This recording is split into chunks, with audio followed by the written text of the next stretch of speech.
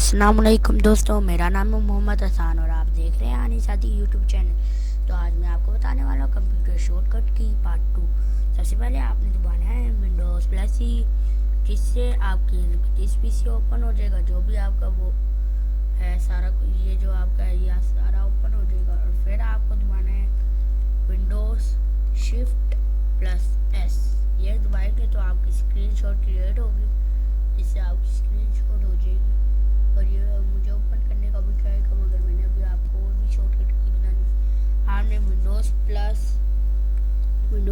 आपने दबाना है ये डॉट वाला, जिससे आपके कंप्यूटर में जितने भी इमोजीज हैं वो सारे आपको पास आ जाएंगे। और फिर आपने दबाना है विंडोज़ प्लस। बस इतने ही शॉर्टकट की आज मैं बता सकता हूँ आपको। वीडियो को लाइक, चैनल को सब्सक्राइब, शेयर ज़रूर करना। मुझे इजाज़त दीजिए। अल्लाह हाफिज़।